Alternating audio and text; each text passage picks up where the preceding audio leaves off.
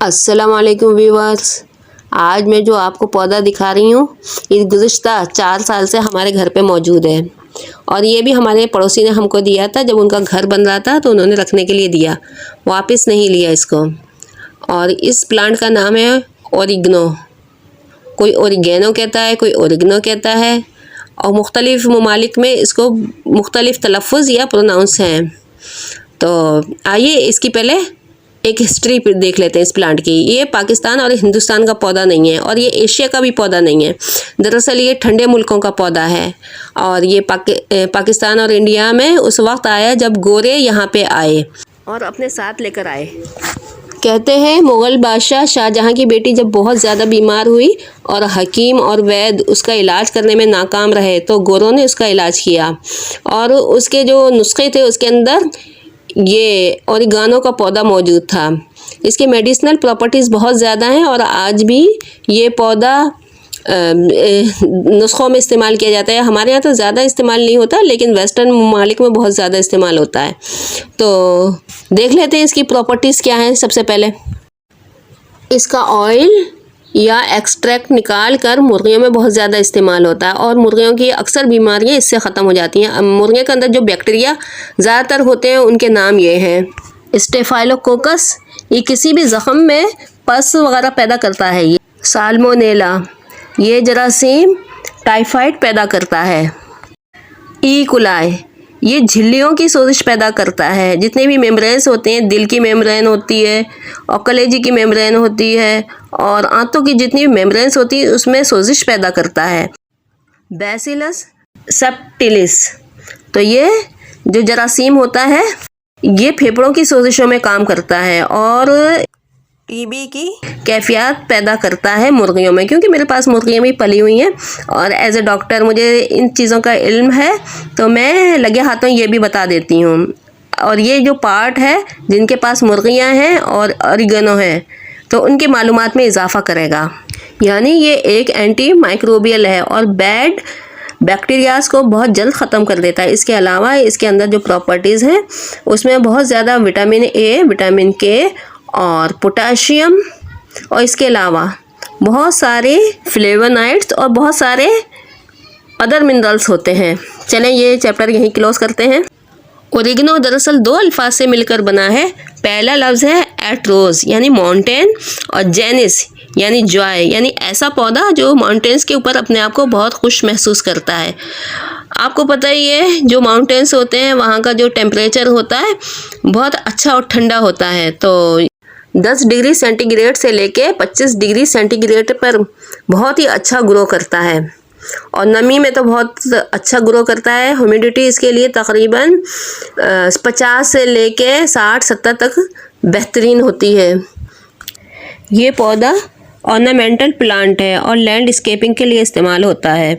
इसकी बहुत सी वैरायटीज़ होती हैं। ये तो एक ही कलर का है, ग्रीन कलर का, लेकिन ये जो मैंने देखे हैं अपने बचपन में बहुत ज़्यादा हमारे पड़ोस में ये पौधा लगा हुआ था तो बहुत सारे कलर थे इसके शेड्स के साथ और उसमें जो एक स्टिक निकलती थी, स्टॉक निकलती थी ऊपर की तरफ से और उसके अंदर बीज होते थे। लेकिन अभी मेरे पास ऐसा कोई प्लांट नहीं है जो मैं बीज दिखा सकूं। तो ये जो कटिंग से ग्रो करता है और इसकी कटिंग्स लेके उसको हम लगा देते हैं इसकी सॉइल में। सॉइल बहुत हल्की वेल ड्रेनेज होनी चाहिए और इधर से पानी डालो नीचे से निकल जाए क्योंकि ये एक सकुलेंट प्लांट है। अगर पानी इसके अंदर खड़ा रहेगा तो इसकी रूट्स भी गलेंगी और इसका जो स्टेम है वो भी गलेगा क्योंकि इसका स्टेम बहुत टेंडर होता है, बहुत नरम होता है और इसके पत्तों में भी बहुत ज़्यादा जो है ना नमी होती है। अब इसकी सॉइल की बात कर लेते हैं कि कैसी सॉइल होनी चाहिए। बहुत ज़्यादा वेल ड्रेनेज सॉइल होनी चाहिए कि यहाँ से पानी डालो वहाँ से निकल जाए। इसके अलावा इसकी जो पीएच होती है वो 6.0 से लेके 8.0 तक इसको बहुत पसंद है। 8.0 तो इसकी अल्कलाइन हो जाती है। अगर इसको पसंद नहीं आ रही अल्कलाइन सॉइल, इसकी तेज़ाबियत बढ़ाने के लिए हम लकड़ी की राख इस्तेमाल करते हैं। लकड़ी की राख लेकर उसको पानी में घोलकर 1 चमचा लेकर हर हफ्ते इसी सॉइल में डाल देंगे तो इसकी जो सॉइल है उसकी पीएच ज़्यादा हो जाएगी और अच्छी तरह ये ग्रो करने लगेगा। ये एक पेरेनियल प्लांट है और इसकी सबसे अच्छी ग्रोथ होती है मौसम बरसात में, जब इसको पानी रेनी वाटर मिलता है तो क्योंकि उसके अंदर होती है नाइट्रोजन। और इसी तरह से फरवरी के मौसम में भी बेहतरीन ये ग्रो करता है।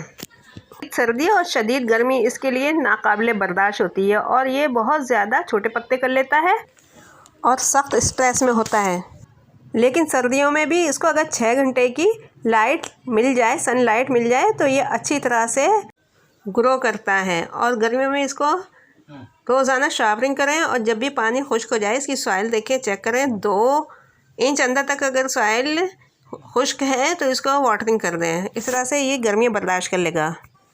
अब इसकी फर्टिलाइज़र पर बात कर लेते हैं कि इसको मैं क्या देती हूँ। 4 सालों के दौरान हमने इसको कोई भी फर्टिलाइज़र नहीं दी। ये देखें कितना हेल्दी प्लांट है। और ये देखें आम सी मिट्टी है, भालो मिट्टी, और इसके अंदर अभी तक हमने कोई फर्टिलाइज़र नहीं दी है। जो भी कुछ बोला है मैंने बिल्कुल ठीक बोला है, इसमें कोई छुपाया नहीं है कि इसके अंदर कोई हमने फर्टिलाइज़र देते हैं, कुछ भी नहीं दिया। क्योंकि वैसे ही इतना हेल्दी ये चलता रहता है तो हमें कुछ देने की अभी तक कोई ज़रूरत नहीं पड़ी है। सिर्फ पानी डालते हैं मीठा और किसी भी तरह की कोई फर्टिलाइज़र नहीं दी।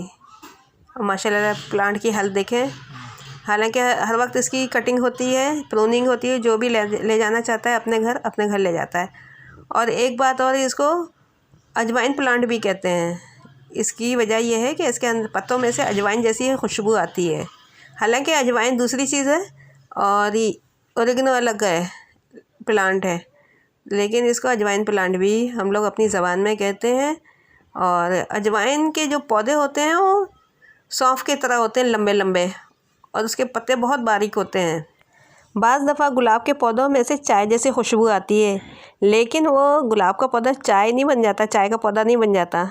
इसी तरह से ये भी अजवाइन का पौधा नहीं बन सकता। अच्छा, अब मेरी ये काविश अगर पसंद आई है और आपकी मालूमात में इजाफ़ा हुआ है तो मेरे चैनल को सब्सक्राइब कर लें, लाइक करें, कमेंट करें, शेयर करें। और अगली फिर वीडियो में मिलेंगे जब मैं इसकी कटिंग्स लगाऊंगी, बल्कि मैंने लगा चुकी हूँ, फिर मैं वीडियो बना के अपलोड करूँगी। अल्लाह हाफिज़।